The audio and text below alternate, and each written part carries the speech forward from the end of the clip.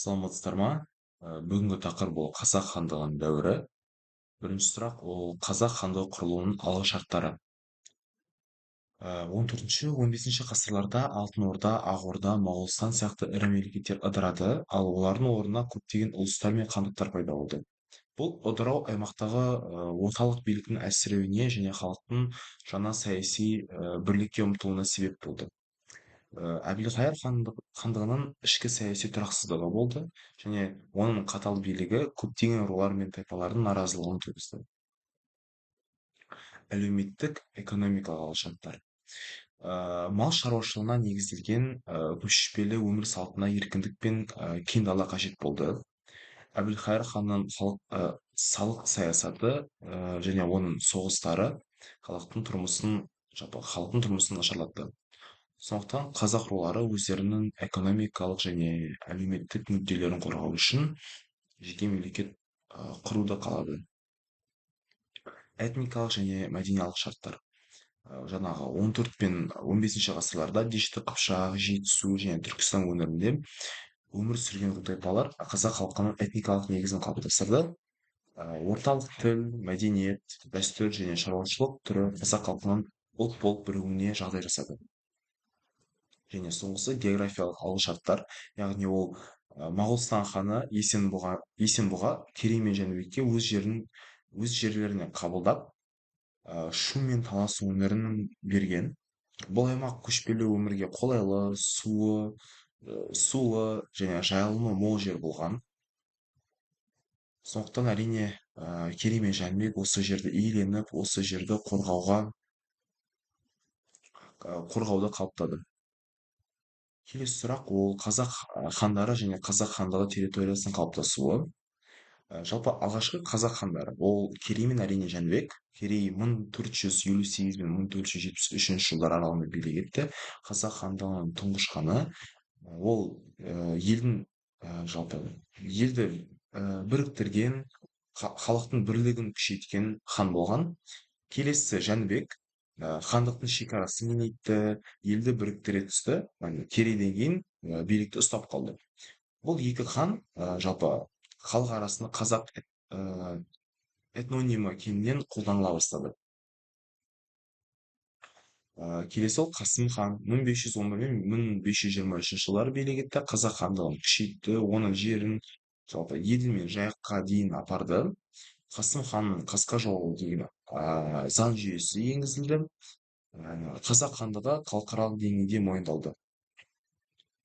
Келесі Хақназар хан 1538-1850 ол ішіндегі бірлікті сақтады, Жайықтан Сырдарияға дейін жерлерді қайтадан нығайтты, біріктірді. Ноғай ордасының біраз тайпаларын қазақ хандығына ауыстырды. Келесі хан ол Тәуке хан 1680-1718 жылдар аралығында билік етті. Елді жалпы бейбіт етуге тырысты. Билер кеңесінің жұмысын күшейтті, жеті жарғы заңын ойлап тапқан, жинаған қабылдады. Қазақ хандығының соңғы мықты орталықтанған жалпы кезеңі болды. Келесі сұрақ ол қазақ хандығының көрші елдермен саяси қарым-қатынасы. Бірінші Моғолстанмен қатынасы, ол Керей және Жәнібек алғаш Моғолстан жеріне көшіп келді. Есенбұға хан оларға жер табыстады. Кейін осы екі ел арасында шекаралық мәселе шешіліп, бейбіт қатынасқа орнады. Ноғай ордасымен қатынас. Ноғай ордасы мен шекаралас аймақтарда тайпалар арасында жиі қақтығыстар, соғыстар болып тұрған. Бірақ Хақназар кезінде ноғай тайпаларының көп бөлігі қазақ хандығына ауысылды. Сібір мен Ресеймен қатынасы. Жалпы 16 ғасырдың аяғында Ресей мемлекеті Сібір арқылы шығысқа қарай кеңейе бастады. Қазақтармен сауда және дипломатикалық қарым-қатынастарды нығайтты, орнатты. Ол Қасым хан мен Иван үшінші кезінде болды. Кейін бұл қатынас отаршылдық саясатқа ұласты. Соңғы қарым-қатынас ол Бұхара мен Хиуа хандарымен қатынас. Бұл хандықтармен кейде бейбіт, сауда, кейде әскери қақтығыстар мен соғыстар болып тұрды. Тәуекел есім хандар тұсында Түркістан мен Сыр бойындағы қалалар үшін күрес жүргізілді. Билер мен батырлар институты және жеті жарғы.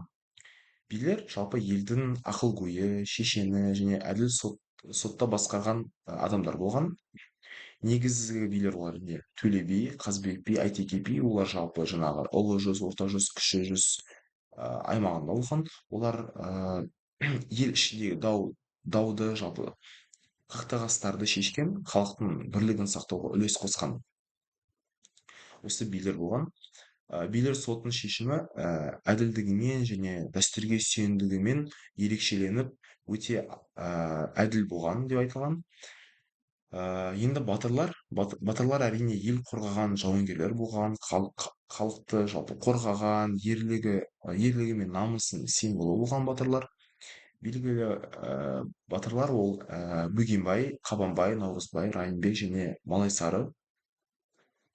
Олар жоңғар шапқыншылығында өздерінің ерлігімен әйгілі болған батырлар, ерекше ерлік көрсеткен болған. Келесі жеті жарғы 17 ғасырдың соңы мен 18 ғасырдың басында тәуке хан қабылдаған заңдар жинағы. Негізін жалпы бұрынғы Қасым хан қасқа жолы мен есім хан ескі жолын құрады.